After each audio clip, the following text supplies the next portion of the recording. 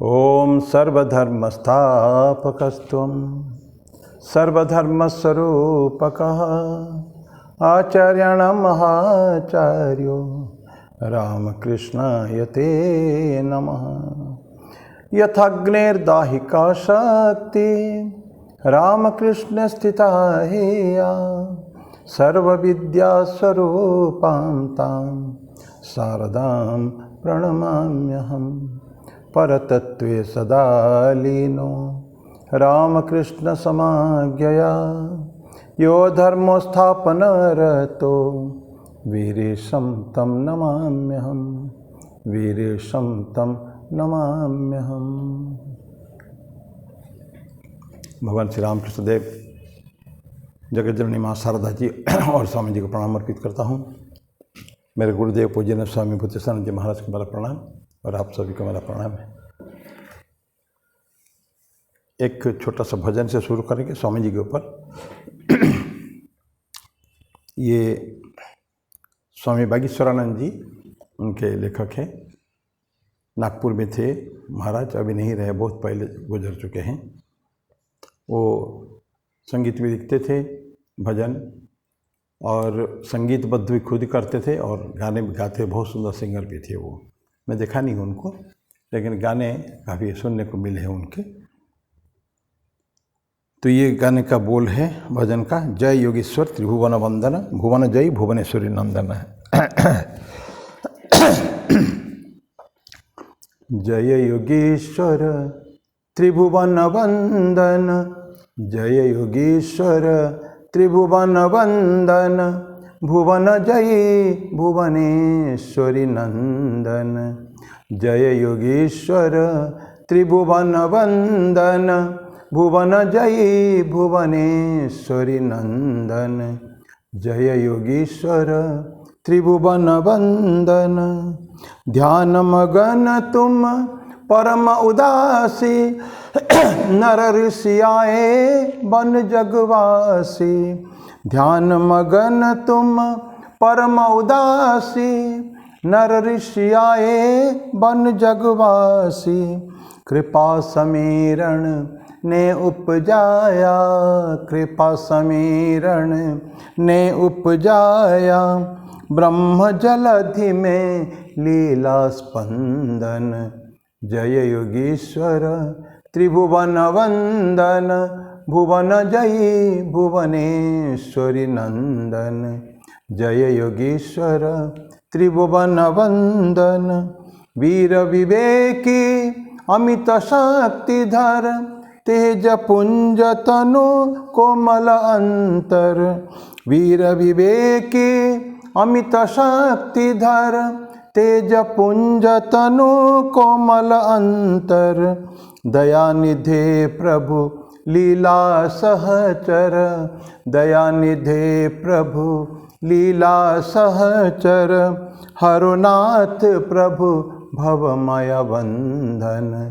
जय योगेश्वर त्रिभुवन वंदन, भुवन जय भुवनेश्वरी नंदन। जय योगेश्वर, जय योगेश्वर, जय योगेश्वर त्रिभुवन वंदन।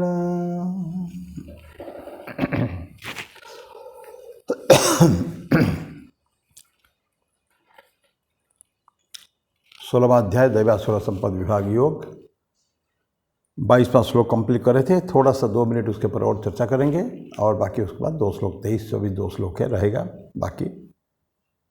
तो हम चर्चा कर रहे थे पिछले बार, जब भगवान कृष्ण कहते हैं 22वां श्लोक में, ये सो जो ट्रबल से, जो पाप कर्म है, जो उसके प्रति लगाव है, उसको से वो मुक्ति हो सकता है। या अनंत जन्म की जो उसको जो भेज रहा था आसुरी योनियों में, उससे विमुक्ति मुक्ति हो सकती है।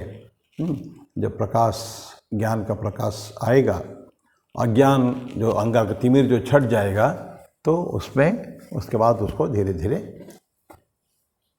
परिवर्तन होगा। उसके विल गो अप से अपवर्ड्स, ऊपर जाएगा।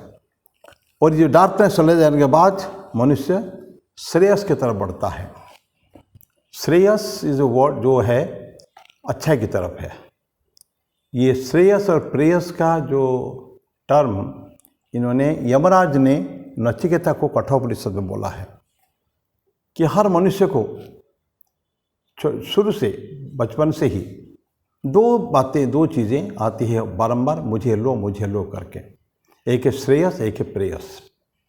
प्रेयस क्या है? अभी हमारे इंद्रियों के लिए बहुत आनंददायक है, माने सुखदायक है। इंद्रिय भोग के लिए है, आनंद, खूब खाओ पियो मस्त रहो, एंजॉय करो। अभी वर्तमान में अच्छा लगता है, लेकिन अगर उसी में हम कंटिन्यू करेंगे, आगे अगर बढ़ेंगे वही भाव को लेकर, तो भविष्य अंधकारमय है। क्योंकि ये प्रेयस हमको कहीं भी लेके नहीं जाएगा।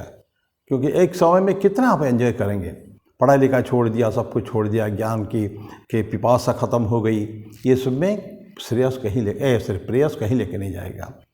तो ये अब भी अच्छा लगता है, लेकिन भविष्य में अंधकार। और श्रेयस जस्ट अपोजिट।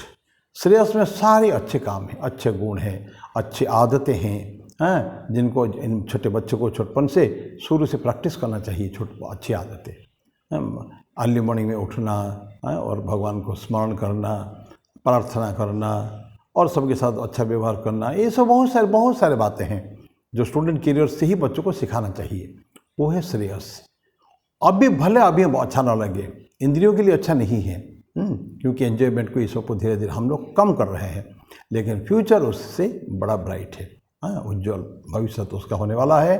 तो इसलिए श्रेयस यहाँ जो है, अभी तक व्यक्ति जो है वो क्या था? प्रेयस में था, एंजॉयमेंट खाली, भोग विलासिता में था और सारे गलत काम में लिप्त था। लेकिन अभी उसका परिवर्तन हो चुका है। अभी प्रेयस उसको उठा के फेंक दिया बाहर, तो अभी क्या रह गया? श्रेयस। तो बढ़ेगा तो कहाँ? श्रेयस में बढ़ेगा। और अत्यंत उत्साह के साथ उसने कन्वर्ट हुआ है। उसका जो कन्वर्जन फ्रॉम प्रेयस टू श्रेयस, या फ्रॉम एक बहुत ही खराब मैंने आदत पर, गलत आदत वाले एक व्यक्ति से जो आदत अच्छी हो गई, उसके सब कुछ ठीक हो गया है। तो ऐसे केसेस में खुद उत्साह के साथ उसने परिवर्तन अपने आप को किया है, तो उसका प्रोग्रेस जो है स्पिरिचुअल पाथ में बहुत फास्ट होगा। नॉर्मल सिचुएशन के तुलना में इसका बहुत फास्ट होगा। क्योंकि पहले सिंसियर था, बहुत सिंसियरली वो खराब काम को करता था। अभी वही सिंसियरिटी केवल दिशा बदल जाएगा, मोड़ फिरिए जाओ, ठाकुर बोलते थे ना, दिशा को घर बदल, ये जा रहा है स्पीड में खूब, लेकिन ये रास्ता ठीक नहीं है, थोड़ा चेंज कर दो अच्छे रास्ते की तरफ, तो उसी स्पीड में भागेगा वो। तो जब परिवर्तन हो जाता है, दिशा परिवर्तन हो जाता है, तो स्पीड उसका बहुत ज़बरदस्त रहेगा और वो ही विल गो गॉडवर्ड। अब ये है जो अंतिम 2 श्लोक पढ़ेंगे, हमको इस आध्यात्मिक पथ में गाइड किया, मार्गदर्शन किया है। वैसे कहा जाता है ये शास्त्र है, ये गाइड भगवान कृष्ण जो चर्चा करते हैं वो है शास्त्र। तो 2 श्लोक में शास्त्र की विधियों को नहीं मानेंगे तो क्या गलत होने वाला है, और शास्त्र को सही मान के चलेंगे तो क्या सही होने वाला है हमारे साथ, ये भगवान कृष्ण करेंगे। लेकिन शास्त्र का मैं आपको यह बताऊं, शास्त्र के आधार हर जगह है, बिना शास्त्र से हम काम नहीं कर सकते हैं। शास्त्र ही हमारे, स्वामी विवेकानंद के केस में हम जानते हैं, सिस्टर निवेदिता स्वामी जी की जो लाइफ वो लिखती है, कंप्लीट वर्क्स का इंट्रोडक्शन, उसमें लिखती है कि स्वामी जी का जो म्यूज़िक, उसका 3 नोट इम्पॉर्टेंट है, 3 मुख्य स्वरों में उनका संगीत बंधा हुआ है। क्या है? 1 इज शास्त्र, नंबर 2 गुरु, 3 मदरलैंड। तो शास्त्र, गुरु और मातृभूमि के प्रति स्वामी जी का प्रेम, तीनों में पारंगत थे वो।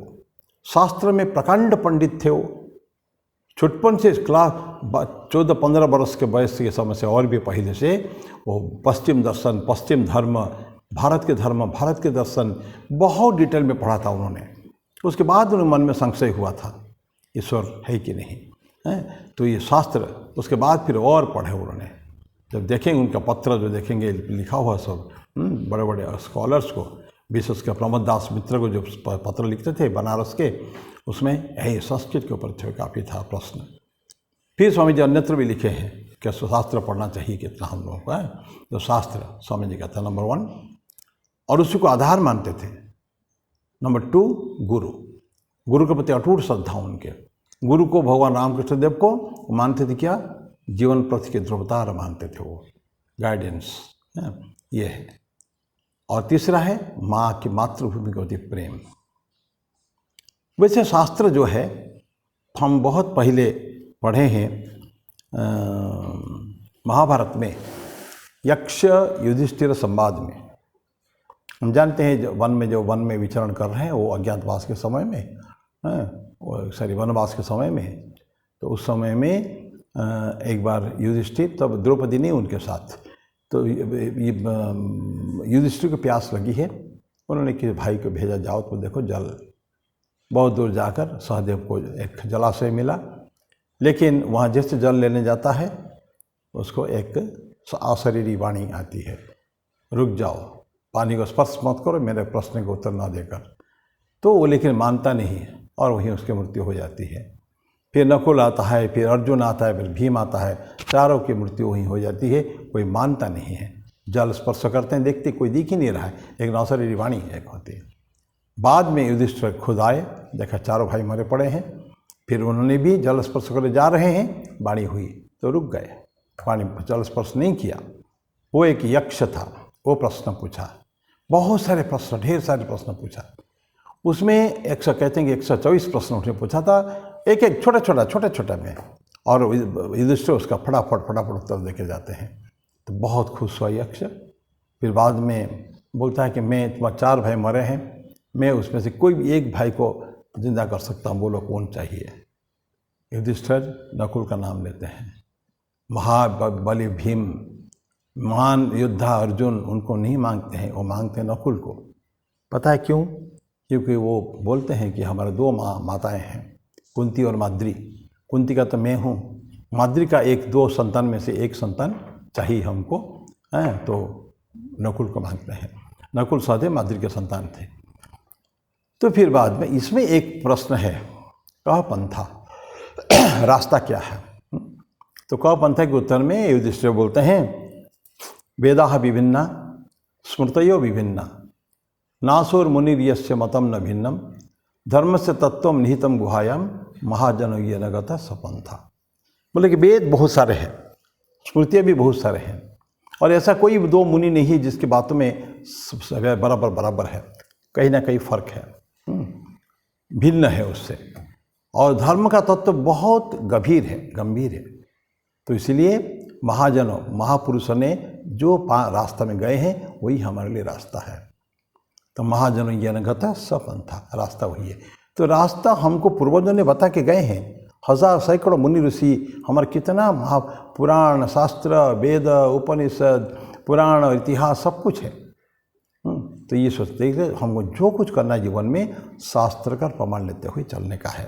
तो अभी श्लोक नंबर 23 को आते हैं हम लोग। 23 में भगवान श्री कृष्ण बोलते हैं, यह शास्त्र विधि उत्सृज्य वर्तते कामकारतः न स सिद्धिम अवाप्नोति न सुखम न पराम गतिम। यह जो शास्त्र विधि उत्सृज्य मतलब त्याग करके साइड ट्रैक कर दिया, छोड़ दिया। शास्त्र विधि, शास्त्र का जो नियम कानून होते हैं, संसार को ठीक मार्ग में समाज को चलाने के लिए शास्त्र की आवश्यकता है। एक इटर्नल ट्रूथ से है ना हमारे लिए वो। अगर उपनिषद की बातें हैं, वेद की बातें हैं, तो इटर्नल शाश्वत सच्चा है। ठीक है, स्मृतियाँ बदलती रहती है, लेकिन महाभारत रामायण की बातें तो अकाट्य बातें हैं। तो शास्त्र को हमको जो लेना चाहिए जीवन में, और शास्त्र विधि को जो छोड़ देते हैं, तिरस्कार कर देते हैं, और वर्तते काम करतः, तो काम क्या करना चाहिए क्या न करना चाहिए, इसमें अगर अपने एंगेज अपने आप को करते हैं कि जो क्या करना क्या नहीं करना ही तो शास्त्र हमको बोलता है। डूज एंड डोंट्स, विधि निषेध शास्त्र बताते हैं हमको। जो ऐसा करता है न स सिद्धि, वो क्या उस व्यक्ति का क्या होता है, न स सिद्धि अवाप्नोति, ना वो सिद्धि प्राप्त होती है उसको, न सुखम, न सुख प्राप्त होता है, न पराम गति, न गति प्राप्त होती। परागति मतलब मोक्ष की तरफ, जो शाश्वत सत्य की तरफ जाने का जो है हमारा, जो हमारा सभी का मकसद, सभी का लक्ष्य वही है कि हमको परागति का प्राप्त हो जाए, मोक्ष प्राप्ति, मुक्ति प्राप्ति हो जाए, और ये जन्म मरण के चक्कर में हमको नहीं आना पड़े, ऐसा है। तो लेकिन भगवान कृष्ण कहते हैं तुमने शास्त्र को छोड़ दिया, अपनी मनमानी अगर तुमने काम करना शुरू किया तो ना तुमको सिद्धि मिलेगी, ना सुख मिलेगा, ना मुक्ति तुमको मिलेगी। ये बड़ा उन्होंने स्पष्टोक्ति उनका है वो। तो ये वर्ष नंबर 23 है। तो हमारे जो हम काम करते प्रत्येक व्यक्ति का मकसद है जो ऑर्डिनेंसेस को स्क्रिप्चर का कुछ विधि निषेध होता है। तो कि क्या करना क्या नहीं करना, ये पॉजिटिव और निगेटिव दोनों होता है उसमें ना। तो इंजेक्शंस होता है ना, इंजेक्शन होता है, शास्त्र का जो नियम होते हैं वो दोनों दो टाइप का होते हैं। एक सकारात्मक, तो ये करो, निगेटिव में नकारात्मक, ये नहीं करो। डोंट्स, डूज विधि, निषेध क्या होता है वो, डोंट्स, डू नॉट। तो ये प्रत्येक शास्त्र में है वो। तो कोई बोलते हैं कि खाली पॉजिटिव बोलो, निगेटिव क्यों नहीं बोलेंगे। अरे संसार में निगेटिव चली आ रही है, आज थोड़ी चल रही है। सत्य युग में भी थे, बदमाश थे, दुष्ट प्रवृत्ति के लोग थे, और त्रेता युग में भी थे, द्वापर युग में भी थे, कलि युग में तो है भरपूर। तो उनको कैसा, उनके साथ कैसे व्यवहार करना चाहिए और कैसे व्यवहार लोगों के साथ नहीं करना चाहिए, क्या सब वर्ताव विभिन्न प्रकार की काम कातः क्या करना चाहिए क्या नहीं करना चाहिए, उसके बारे में शास्त्र में सारी व्यवस्था है उसमें सारे। ये जो ऑर्डिनेंस ये बोलते हैं कि अपने को परफेक्शन, पूर्णता की तरफ जाना चाहिए, सिद्धि प्राप्त हो बड़े पूर्णता की तरफ जाना, और सुख भी चाहिए हमको, हैप्पीनेस। और सुप्रीम गोल क्या है, बिल्कुल अंत तक होता मुक्ति जो है। तो सारे कामना वासनाओं को चक्कर छूटेगा, जो लास्ट टाइम हम लोग बातें कर रहे थे, कामना वासनाओं को जो संस्कार छूटेगा तब ना जाके। तो देखिए लेकिन ये अंतिम बात है ये, वो सब ठीक अगर काम करेंगे शास्त्रों को मानते हुए तो हमारी परम गति को प्राप्त होंगे। तो सिद्धि दैट मीन्स परफेक्शन, पूर्णता हमको चाहिए ना। पूर्णता अंदर है, स्वामी बोलता है ना, इस मैन इज सबसे परफेक्ट है, डिवाइन, सभी दिव्यत्व है, पूर्णत्व हमारे अंदर है, केवल अंदर है, उसको प्रकटीकरण चाहिए, उसका मैनिफेस्टेशन, अभिव्यक्ति उसके चाहिए। यही नहीं हो रहा, वही हमारा कर्तव्य है। स्वामी जी कहते हैं ना एजुकेशन में, education is the manifestation of perfection already in man. या डिविनिटी में है, डिविनिटी इन मैन। तो लेकिन उसको कहाँ कोई ना कोई रुकावट है, रुकावट को हटाते हुए हमको उसके ये करना है। हाँ जी बोलते हैं कि do this either by work और वर्शिप और साइकिल, बहुत कितना सुंदर बातें हैं। तो मैं ये पोटेंशियल डिवाइन होता है, each soul is potential divine. प्रत्येक जीवात्मा जो है आत्मा अव्यक्त ब्रह्म है। तो हमको द गोल, लक्ष्य क्या है, तो manifest this divinity with in. ये जो अंदर जो दिव्यत्व है उसको अभिव्यक्त करना है, परिप्रकाशित करना है, उसको बाहर दिखाना है। Manifest this divinity with in by controlling nature. प्रकृति का नियमन, अंत प्रकृति बाह्य प्रकृति, प्रकृति अंदर, इंटरनल एंड एक्सटर्नल। और कैसे करेंगे उसको, स्वामी जी बोलते हैं बाय वर्क जैसे कर्म योग, वर्शिप भक्ति योग, साइकिक कंट्रोल ये राज योग, और फिलोसफी ज्ञान योग। बाय वन और मोर और all of this and B free. कोई भी एक ले, एकाधिक ले या सभी ले, सभी लेके हमको करना क्या है इसमें कि हमको ये मैनिफेस्टेशन करना है। तो करना, ये जो पूर्णता को पहुँचेंगे वही हमारा लक्ष्य है।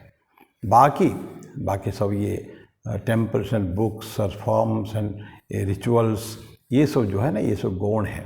ये सब सभी है, इसकी आवश्यकता है, शुरुआत के दिनों में आवश्यकता है, बाद में एकदम फाइनल स्पिरिचुअल ट्रूथ्स। तो ये अब हमको अगर उस तक परफेक्शन तक जाने का है तो हमको शास्त्र के नियम को मानना पड़ेगा। और शास्त्र हमको दो टाइप के गाइड करते हैं। एक तो है क्या क्या करना चाहिए, पॉजिटिव और निगेटिव है। एक्सोर्टेशन क्या होता है, तो गुड एंड ऑस्पिशियस, अच्छा क्या है, पवित्र क्या है चीज़ जिसको करना है, वो हो गया पॉजिटिव इंजंक्शंस। और निगेटिव क्या हो गया, एडमॉनिश हो गया, सावधानी, ये करोगे नहीं तुम लोग, डूइंग सट बैड थिंग्स, हार्मफुल डेट्स हैं, और पूरा ही हानिकारक जो बातें हैं उससे हमको विरत रहना पड़ेगा, मैं उसको नहीं करेंगे हम लोग, बचे उसमें से। ये निगेटिव इंजंक्शन हो गया। तो सकारात्मक नकारात्मक दोनों ही उसमें मिलेंगे। लेकिन ये तो किसके, अच्छे लोगों के लिए है। प्रसुर लोग क्या करते हैं, उनकी बातें तो हम जान हैं, उल्टे काम तो करेंगे हमसे, हैं। तो टीचिंग स्क्रिप्चर को मानेंगे नहीं कभी भी। और जो प्रोहिबिटिव, जो इस बात को मना किया गया है, ना किया गया कि करना नहीं है, उस काम को भी वो लोग करेंगे, प्रोहिबिटेड एक्ट को। और सैंक्शन कुछ बोला था, सैंक्शन शास्त्र के रहता है क्या ये साथ तुम कर सकते हो, शास्त्र का विधान वह रहता है, तुम यही काम शास्त्र सम्मत है वो तुम इसको कर सकते हो ना। तो ये अब क्या क्या ओबेइंग फेथफुली, यानी विश्वास के साथ हम लोग को अत्यंत सावधानी से इसको जो काम करना है, ये सब काम उसमें दिए गए हैं। तो हमको तभी तक प्रोग्रेस होगा, जब तक ठीक ठीक हम लोग काम नहीं करेंगे शास्त्र सम्मत, प्रोग्रेस होगा ही नहीं, उल्टे दिशा में जाएगा। और असुरों का काम उल्टी दिशा में जाने का है, और शास्त्रों को मानते नहीं कभी भी। यही तो दैव और असुर जो विभाग, यही तो फर्क है। जो दैवी संपत्ति वाले जो है उसको जब बोला जाता है वो सब कुछ बराबर ठीक ठीक करेंगे, समझ जाए कि हाँ ये हमको करना है, क्योंकि लक्ष्य सभी का एक ही है, चाहे ना चाहे, माने न माने, लक्ष्य आज नहीं कल मुक्ति सभी का होना है। सिर्फ साधना हमको क्या कहाँ मदद करती है, हमको फास्ट प्रोग्रेस कराने के लिए स्पीड बढ़ा देता है। जैसे पिछले श्लोक में पढ़ा था ना, तो जो नकारात्मक, जो बहुत ही गलत काम करता था, एक बार उसने मान लिया कि हमको करना है, ज्ञानालोक अगर उसके ज्ञान का प्रकाश आ गया तो फिर बहुत फास्ट प्रोग्रेस होता है। तो ये बात हमने पढ़ा था, यहाँ भी ऐसे ही है। तो सैंक्शन जो है शास्त्र का जो सम्मत है, शास्त्र सम्मत, शास्त्र विरुद्ध नहीं। आसुरी लोग शास्त्र विरुद्ध काम करते हैं, जिसको शास्त्र ने मना किया है। नेगेटिव इंजंक्शंस जो है उसको राक्षसी लोग करते हैं, राक्षस लोग, वो लोग नहीं करते हैं। असुर क्या नाम है, देवता जो दिव्य जो व्यक्ति भी होते हैं वैसा नहीं करते हैं। तो अगर नहीं करेंगे तो इमीडिएट रिजल्ट क्या होता है, तो नहीं करेंगे, हैप्पीनेस मिलना नहीं, खुशी कभी मिलेगी नहीं, कभी आनंद कभी मिलेगा नहीं उनको, और परफेक्शन पूर्णता भी नहीं आने वाली है। और ना तो सिद्धि, ना पूर्णता, ना आनंद, ना कुछ भी तो उनको नहीं मिलेगा। और मुक्ति की तो सोच भी नहीं सकते वो लोग कभी भी। जो अल्टीमेट सुप्रीम गोल जो हम सबको बताया जाता है, ये हमारा अंतिम लक्ष्य ही है। सब करते करते अंतिम लक्ष्य मुक्ति है। तो मोक्ष जो है ना, धर्म अर्थ काम मोक्ष, हमारे 4 पुरुषार्थ हमको दिए गए हैं ना, वो चारों हमको जीवन में आवश्यकता है। काम भी आवश्यकता है और अर्थ भी आवश्यकता है, बिना अर्थ के नहीं चलता है, कामना की भी जरूरत है। तो लेकिन शुरुआत के धर्म के मार्ग में, शुरुआत में पहले धर्म को रखा, अंतिम में मोक्ष को रखा। तो धर्म के धार्मिक मार्ग में चलना है, as per the scriptures, as per the dictates of the जो सरमन्स जो है शास्त्र के, उसका चलना है धर्म मार्ग में, और लक्ष्य रखना है कि इसको मोक्ष को। अगर ये दोनों हो जाएगा, पहला और अंतिम अगर ठीक कर दिया, तो ये बीच में ऑटोमेटिकली ठीक होगा। क्योंकि हम जानते हैं अगर हमारा काम बहुत ज़्यादा हो जाएगा, काम का आवेश, तो फिर हमको सही रास्ते पर नहीं जा पाए। ऑलरेडी हम चर्चा कर चुके हैं। और अर्थ भी बोध हो जाएगा, अर्थ अनर्थ हो जाता है, बहुत अर्थ भी हम अनर्थ का कारण बनता है। तो वो रहेगा। इसीलिए देखिए भगवान वेदव्यास कहते हैं, इतनी सारे शास्त्र लिखने के बाद भी अंत में ही वॉज लिटिल अनहैप्पी, अशांत थे। क्यों? वो बोले कि मैं पुकार कर, लोग हाथ उठा के मैं कहता हूँ तुम आओ, इधर तो आओ, इसमें तो अर्थ काम में मिलेगा। ये जो पढ़ेंगे हम लोग, वेद पढ़ेंगे या वेद के मार्ग में चलेंगे, धर्म का मार्ग में चलेंगे, तो हमको अर्थ और काम भी मिलेगा। तो बोलते हैं कि ऊर्ध्व बाहुर विरम्य से न च कस्ति सुनो तुम्हें। बड़ा दुखी हो के अंत समय बोलते हैं, मैं हाथ उठा के लोगों को पुकार कर कह रहा हूँ, लेकिन कोई मेरी सुनता ही नहीं है। क्या बोलते हैं? धर्मात् अर्थश्च कामश्च सधर्म किम न सेव्यते। बोले कि अरे तुम आओ तो तुम धर्म काम तो करो, उसमें तुमको अर्थ भी मिलेगा और काम भी मिलेगा। अंतिम लक्ष्य अगर हमारा अंतिम लक्ष्य अगर है पूर्णता या मोक्ष, धर्म अर्थ काम मोक्ष, तो मोक्ष अगर लक्ष्य हमारा है और मार्ग अगर धर्म का है, तो हमको ऑटोमेटिकल अर्थ काम भी उसका तो मिलेगा ही। जाएगा कहाँ? वो तो हमारा पुरुषार्थ है, वो करना पड़ेगा। लेकिन लोगों को समझ में नहीं आ रहा है, तो नहीं आती। ये बात बोला था उन्होंने। तो हमको अल्टीमेटली क्या चाहिए? धर्म के मार्ग में चलना है। तो ये 23वां श्लोक था। अब 24वां श्लोक जो है ये अंतिम श्लोक है 16वां अध्याय का। तस्मात् इसलिए बोलते हैं कि शास्त्रम प्रमाणम ते कार्य कार्य व्यवस्थितो, इसलिए बोलते हैं कि तो क्या करना है क्या नहीं करना है, what to do what not to do, विधि क्या है निषेध क्या है उसमें। तस्मात् इसलिए शास्त्र ही तुम्हारा प्रमाण है, मानो उसको। ज्ञात्वा शास्त्र विधानोक्तम कर्म कर्तुम यह अर्हसि, ज्ञात्वा जानकर शास्त्र विधान उक्तम, शास्त्र ने क्या बताया, क्या विधान दिया है, क्या नियम हमको दिया है, इसको मान के कर्म कर्तुम यह अर्हतम, ठीक ठीक कर्म यहाँ समाज में संसार में कर सकते हो। दिस इज हाउ 16वां अध्याय समाप्त होता है। तो शास्त्र का प्रमाण बोलते हैं। अभी हम शास्त्र के प्रमाण के बारे में थोड़ा हम लोग पढ़े हैं तो ये बोलते हैं कि स्क्रिप्चर ही तुम्हारे मार्गदर्शक हो, किसी को पूछने की जरूरत नहीं है।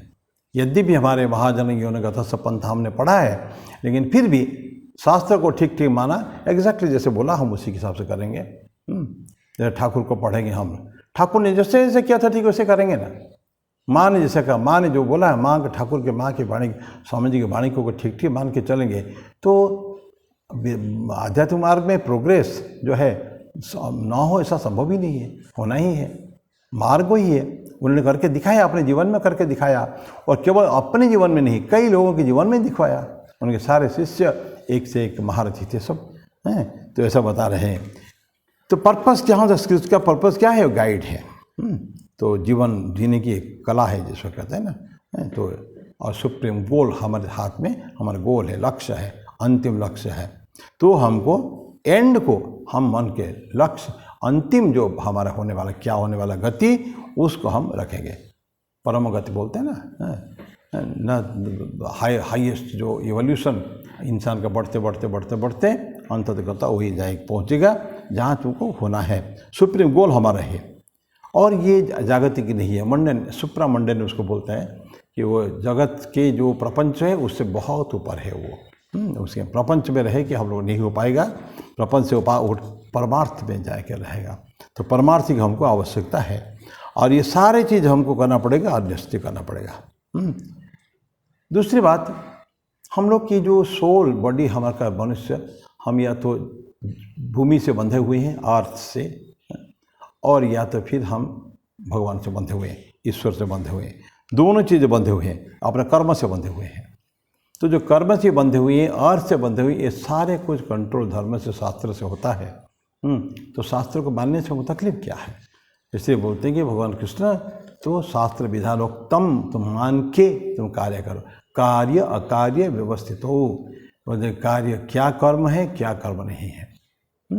ये कर्म योग तो बड़ा डिफिकल्ट है। किम कम कर्म किम कर्मेति, सभी कन्फ्यूज रहते सब।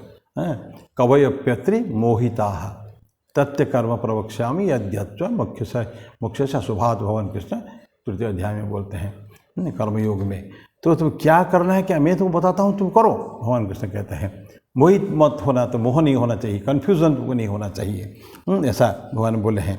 तो इसीलिए जो दिया गया है, सैंक्शन दिया गया है, तो हम कुछ हिसाब से मान के चलें, और मान के चलेंगे तो फिर बराबर हमको ठीक ठीक रास्ता मिल जाएगा। तो डिवाइन जो व्यक्ति है, जो दिव्य व्यक्ति है, दिव्यत्व के मार्ग जो है, तो कर्म और अर्थ दोनों से बंधे हुए हैं, तो उसको मान के हम लोग चलेंगे तो हमारा जो चाहे वैल्यू कैसे भी करें, वो ठीक मार्ग में ही करेगा। और जो लोग शास्त्र को मान के करता है, उससे कभी गलती नहीं हो सकती है ना। और विशेषकर लंबे समय से जो करता है, उसका कभी गलती हो ही नहीं सकता। वो ठाकुर कहते हैं ना, जो बहुत लंबे डांसर जो लंबे समय से नाचता है, उसका कभी भी पैर गलत नहीं पड़ता है। अगर नसीबी भी हो, कैसे भी हो, तो उसको कभी बेताल पैर नहीं पड़ता कभी भी। जो लंबे एक्सपीरियंस अभिज्ञता है, नया नया जो काम करता है, तो उसके लिए थोड़ा प्रॉब्लम हो सकता है। लेकिन फिर जो पूरा ट्रेन जो है, वो टीचिंग्स को पढ़ा है, स्क्रिप्चर को पढ़ा है, उसको बराबर सब कुछ ठीक से करेगा। अंतिम बात कहे हम ठाकुर के बारे, उनके बारे में समझ, ये शास्त्र के बारे में भगवान श्री रामकृष्ण देव से पूछा गया था, आप विशेष करके कौन सा शास्त्र को फॉलो करते हैं? किसी ने भक्त ने को पूछा होगा वहाँ से, आप कौन से शास्त्र को? ठाकुर ने स्पष्ट बोल दिया, मैं कोई शास्त्र को मानता नहीं हूँ। कोई विशेष शास्त्र को नहीं मानता हूँ। मेरे अंदर एक जो गाइड मेरा है, ईश्वर मेरे अंदर जो बैठे हुए हैं, मैं उनसे गाइडेंस मांगता हूँ, क्या करना इस सिचुएशन में, मुझे क्या करना क्या नहीं करना। और अंदर से हमको आवाज़ आती है, अंतरात्मा की आवाज़ हमको आती है, मैं उसी हिसाब से काम करता हूँ। ठाकुर बोलते हैं कि मैं क्या बोलना क्या नहीं बोलना, क्या करना क्या नहीं करना, ये सब चीज़ मेरे को अंदर से कोई ना कोई बताता है। गाइडेंस हमको हमेशा मिलता है। ठाकुर बोलते हैं ना कि सकल ही तुम्हारी इच्छा, इच्छामयी तारा तुम्हें, गाते थे ठाकुर गाना, बहुत सुंदर गाना, किसी और ने गाया है, ठाकुर भी गाते थे। तुम्हारी ही माँ, तुम्हारी इच्छा सब कुछ, सकल ही तुम्हारी इच्छा, इच्छामयी तारा तुम है माँ, तुम इच्छामयी हो तो जो इच्छा करोगे हो जाएगा। तुम्हार कर्म तुम ही करो माँ, तुम्हारा अपना काम तुम ही करते हो माँ। लोग कहते हैं कि मैं करता हूँ, मैं कुछ नहीं करता हूँ। जैसे तुम बुलाते हो ऐसे बोलता हूँ, जैसे काम कराती हो वैसे करता हूँ, जो कुछ तुमसे इंस्ट्रक्शन मिलता है मैं एग्जैक्टली वही करता हूँ। तो ठाकुर बोलते हैं कि मेरे हृदय के अंदर जो भगवान बैठा हुआ है तो मैं उन्हीं को पूछता हूँ। तो इसीलिए बोलते हैं कि मैं कभी जीवन में कोई मिस्टेक आज तक किया नहीं हूँ। ठाकुर बोलते हैं कोई गलतियाँ हमसे कोई नहीं हुई है, क्योंकि सारे डायरेक्शन अंदर से आते हैं, अंदर से डायरेक्शन कभी गलत नहीं हो सकता कभी भी। अगर ठीक ठीक सुनेंगे हम उसको तो बराबर वही है। तो what to do what not to do वही हमको बताती है, अंदर बैठ के बताती है। तो उसमें कुछ कन्फ्लिक्ट नहीं होता कभी भी आपस में कोई भी शास्त्र में। इसलिए शास्त्र ठाकुर ने बोल दिया कि सब कुछ मेरे को अंदर से आती है, क्या बोलूँगा ये भी ठाकुर उदाहरण देते हैं। जैसे वो ढेंकी कूटते हैं, हम उड़ीसा में है, बंगाल उड़ीसा में है, ढेंकी भेंक करता है धान कूटने के लिए। तो बोलता है कि एक जगह जो ख़त्म होता जाता है कोई पीछे से और ठेल देता है सप्लाई। तो मैं कुछ भी कोई प्रॉब्लम मेरे सामने आया, मैं देखता हूँ, बस माँ को पूछता हूँ, माँ मुझे क्या क्या बोलना है। तो अंदर से ऐसे लगता है जैसे माँ सप्लाई करती है, बिल्कुल मैं ठीक जैसे होता है वैसे बोल देती हूँ। क्योंकि गाइडेंस अंदर से आता है तो इसलिए कभी गलती होने का सवाल ही नहीं उठता। तो मैंने जीवन में कोई गलती की नहीं है।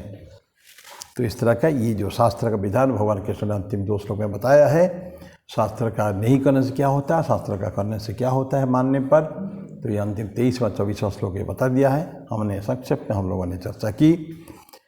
इसके साथ आज ये 16वां अध्याय दैव असुर संपद विभाग योग को यहीं हम समाप्ति करते हैं। अगले बार से हम लोग 17वां अध्याय चालू करेंगे, श्रद्धात्रय विभाग योग। और वो बहुत बड़ा चैप्टर नहीं है, लेकिन उसके बाद मोक्ष संन्यास अंतिम 18वां जो अध्याय है, बहुत बड़ा चैप्टर है, 78वां श्लोक है, उसमें सबसे बड़ा अध्याय वही वाला है 18वां अध्याय। तो अभी लगेगा लंबे समय लगेगा। हाँ, तो अभी फिलहाल आज 16वां अध्याय को हम समाप्त करते हैं। आपको फिर अगले बार 17वां शुरू करेंगे। तब तक के लिए मैं वाणी को विराम दूँ। ओम शांति शांति शांति। हरि ओम तत्सत। श्री राम कृष्णार्पणमस्तु।